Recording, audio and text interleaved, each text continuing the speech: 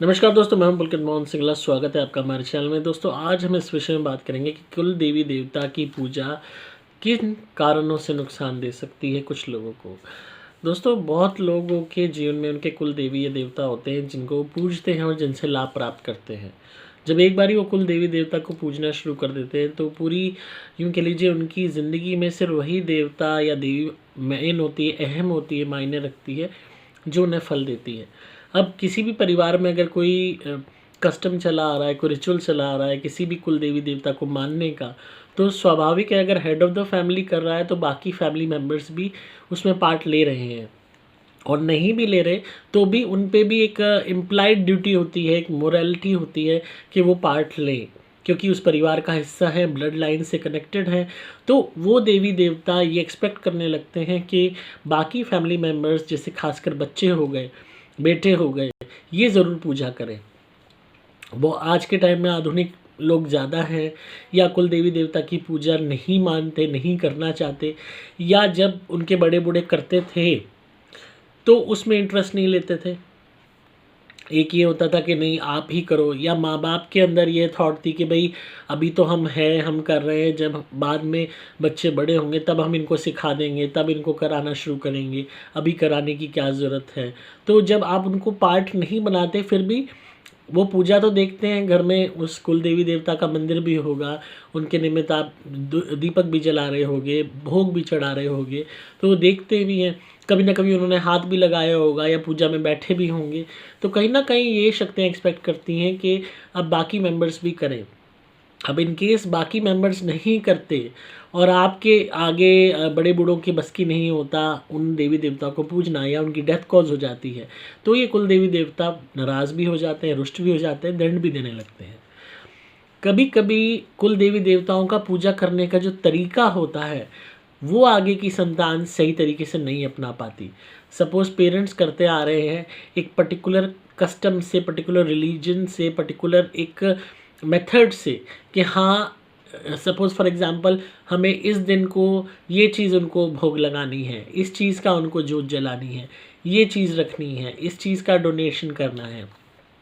उस चीज़ को सीरियसली ना जानते हुए बच्चे जो हैं, आगे की संतान, एब्रप्टली कर देते हैं, या किसी भी दिन कर देते हैं, या गलती कर देते हैं, तो भी अक्सर कुल देवी देवता नाराज़ हो जाते हैं। अक्सर अगर आप किसी गलत पूजा को कर रहे हो, गलत तरीके से कर रहे हो और उसे करते ही आ रहे हो, तो आप ये समझ नहीं पाओगे कि हाँ, कि आप कहोगे कि अरे हम पूजा तो कर रहे हैं, हमारे बड़े बूढ़े करते थे, हम भी कर रहे हैं, पर हमें वो रिज़ल्ट क्यों नहीं मिल रहा, हमें नुकसान क्यों झेलना पड़ रहा है। क्योंकि आप बिल्कुल अगर उलट कर रहे होगे, या कोई कमी छोड़ रहे होगे, कोई चूक छोड़ रहे होगे, तो भी ये शक्तियाँ नाराज़ हो जाती हैं, रुष्ट हो जाती हैं, दंड देने पे उतारू हो जाती हैं। कभी कभी क्या होता है कि कोई घर के फैमिली मेम्बर जैसे आपको फ़ोर्स करते हैं, एल्डर्स आपके, या आने वाली संतान को आप फ़ोर्स करते हो कि तुम भी पूजा करो, और वो संतान उल्टा जवाब देती है या बुरा भला कहती है उस देवी देवता को, या अपनी बेविश्वासी जगाती है, या कहती है मैं तो नहीं मानता इन सबको, या मैं तो नहीं मानती, बेकार सी ढकोसलेबाजी, अरे क्या ये ऑर्थोडॉक्स है। तो ये सब चीज़ें सुन के भी अक्सर ये शक्तियाँ रुष्ट हो जाती हैं। ये शक्तियाँ बेवकूफ़ नहीं होती हैं, बहुत पावरफुल होती हैं। इनकी कॉन्शियस इतनी हाई होती है कि आप सोच भी नहीं सकते। तो क्या आपके मन में चल रहा है जब आप उस पूजा स्थल पे बैठे हो, और आपके एल्डर्स के अंदर तो श्रद्धा भाव है पर आपके अंदर नहीं है। आप ये मन में सोच रहे हो अरे यार ये जल्दी ख़त्म हो, मैं फिर जाऊँ फ़ोन करूँ अपने दोस्तों को, यार जल्दी ख़त्म हो, फिर मुझे बाहर जाना है। तो आपके मन में भी अगर ये भावना होगी, बात चल रही होगी, तो भी ये शक्तियाँ जान जाती हैं और फिर आपको रुष्ट हो जाती हैं आपके प्रति, और आपको अच्छा फल नहीं प्रदान करती। क्योंकि ये बात समझ जाती हैं कि आप श्रद्धा से नहीं कर रहे हो, आपके मन में कोई बिलीफ नहीं है, बल्कि सिर्फ़ और सिर्फ दिखावा है, वो भी कृपा पाने के लिए, फ़ायदा पाने के लिए। आप सिर्फ एक नाटक कर रहे हो, आपके मन में कोई भी प्यार उस शक्ति के लिए, उस देवी देवता के लिए नहीं है। तो इसीलिए हमेशा यही राय दूंगा कि अगर आपका वाकई में मन है, पूरे मन से आप बैठते हो पूजा में, तो ही आप बैठें। अगर आपका मन नहीं है उस जगह, तो बैठने का कोई फ़ायदा नहीं।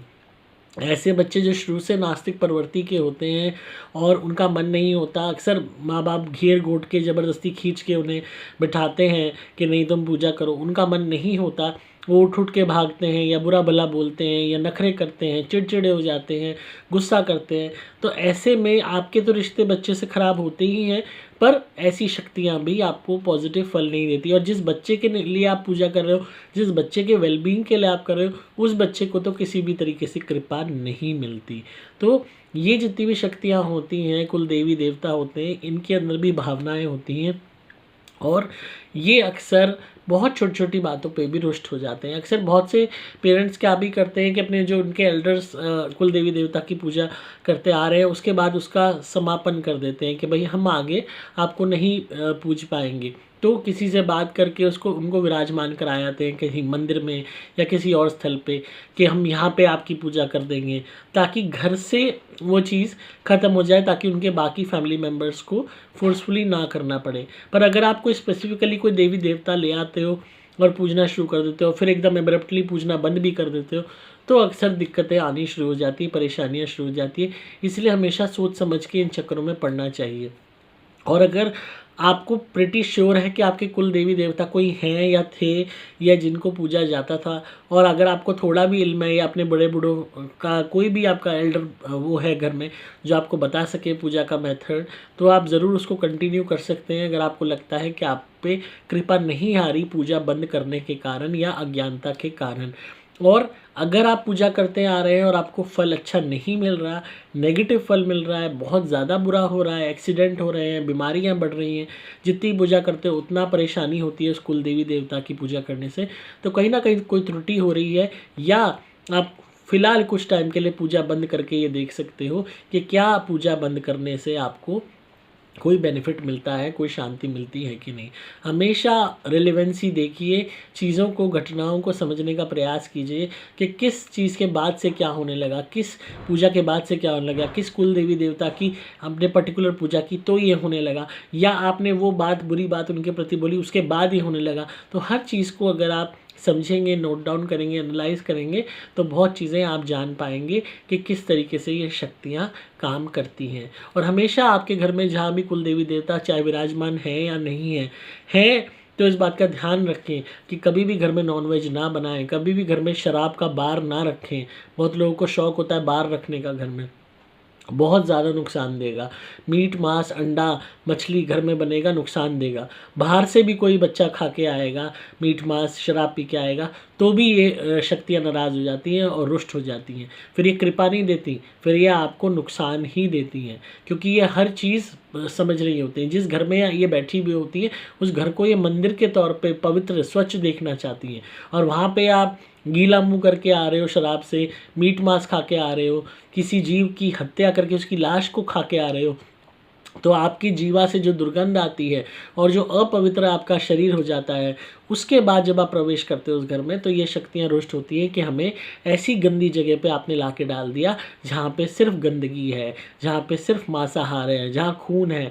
और ये शक्तियाँ बहुत पवित्र होती हैं, ये ऐसी चीज़ों को नहीं पसंद करती, ये राक्षसी प्रवृत्तियों में आती हैं, मीट मांस अंडा शराब मछली का सेवन, तो इन चीज़ों को नहीं पसंद करती, इसीलिए रुष्ट होकर और भी ज़्यादा नुकसान देना शुरू कर देती हैं। आप जितनी ज़्यादा फिर इनकी चाहे उपासना कर लो, कुछ ही कर लो, आपको पॉजिटिव फल नहीं मिलेगा। तो आपके चाहे घर में कुल देवी देवता विराजमान है या नहीं है तो आप मीट मांस अंडा शराब मछली बंद कर दो कंप्लीटली।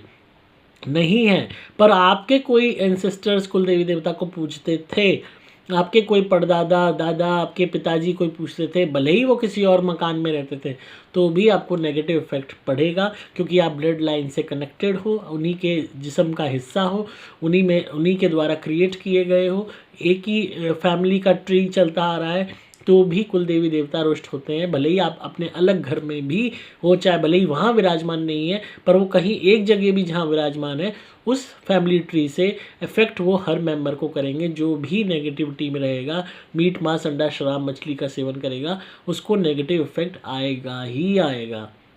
इसके अलावा आप जितनी भी आपराधिक शैली के काम करोगे, आपको नेगेटिव इफेक्ट आएगा। इन शक्तियों की कृपा तभी मिलती है जब आप सही हो।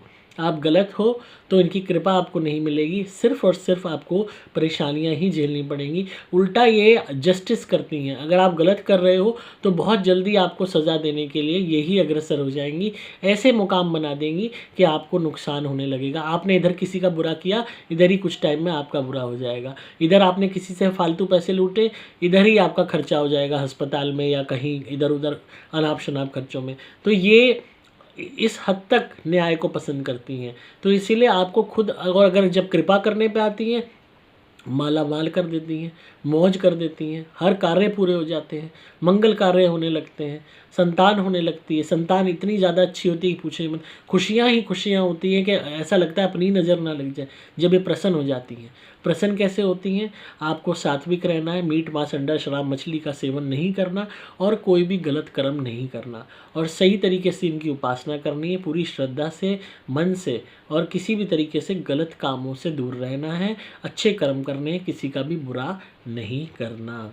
तो इस बात का आप ध्यान रखेंगे तो बहुत हद तक अपने कुल देवी देवता के प्रकोप से आप बचे रहेंगे। तो आई होप आपको आज की वीडियो पसंद आई होगी, और जिनका भी सवाल था उन्हें जवाब मिल गया होगा। दोस्तों, आपके जो भी सवाल हैं उन पे भी वीडियोस बन जाएंगी, और बहुत सारे सवाल ऐसे हैं जिन पर ऑलरेडी वीडियो बनी हुई है।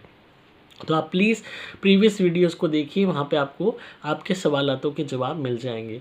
अगर आप किसी भी नेगेटिविटी से परेशान हैं, कोई भी भूत प्रेत ब्याधा आप पे हो गई है, काला जादू कोई आप पे करता है, काम नहीं बनता, शादी नहीं होती है, कलेश रहता है घर में, फैक्ट्री नहीं चल रही, दुकान नहीं चल रही, घर में विवाद है, आप मेरी धुनी ज़रूर मंगाइए, घर में जलाइए, सुपर प्लैटिनम या super special extra, super gold, आपके हर काम बनेगा, नेगेटिविटी दूर होगी, काला जादू कट जाएगा।